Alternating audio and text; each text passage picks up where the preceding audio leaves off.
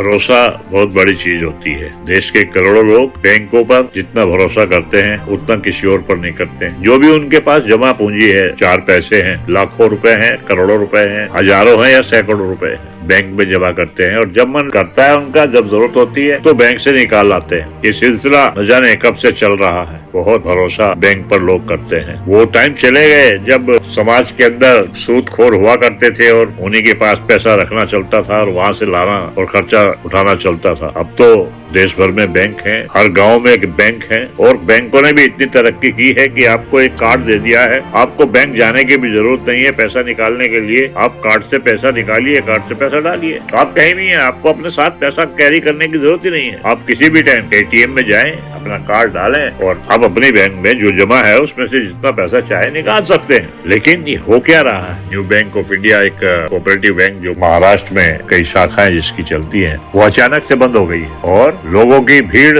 लगी हुई है बैंक जाने के लिए। अब वो कहा जाता है कि 2600 करोड़ का, 122 करोड़ का गबन हुआ है। अब गबन इन ग्राहकों ने तो किया नहीं जिनके पैसे जमा है। गबन अगर जो किया है तो वो बैंक के मैनेजमेंट ने किया है और बैंक का मैनेजमेंट तो भारतीय रिजर्व बैंक के हिसाब से चलता है। भारतीय रिजर्व बैंक के ही हिसाब से ये सारे के सारे कोऑपरेटिव बैंक जितने भी हैं देश में सब खड़े हैं और इनके साथ लाखों लोग जुड़े हुए हैं। ऐसा अगर जो किसी बैंक में एकदम से सडनली उस बैंक को बंद कर दिया जाएगा तो आप सोचिए ना, जिसने एक एक रुपया करके अपना किस तरीके से इन दो बैंकों में पैसा जमा किया, उन लोगों का भरोसा ही टूट जाएगा और ये भरोसा मुश्किल से बनता है। अभी इस भरोसे को बनाए रखने के लिए सरकार को अपना दायित्व निभाना चाहिए। जो कि पीड़ित लोग हैं, ठीक है, जिन्होंने घोटाला किया है, गबन किया है, जिन्होंने 122 करोड़ का, 224 करोड़ का, कितने का भी किया है, अब उनको पकड़ो ना, आप उनको मैनेजमेंट को पकड़ो, आप उनकी बिल्डिंग सीज करो। लेकिन इन ग्राहकों को क्यों परेशान होना पड़ रहा है? और टीवी पे जिस तरह की रोजाना हर वक्त इसकी खबरें आ रही हैं, वो आम आदमी के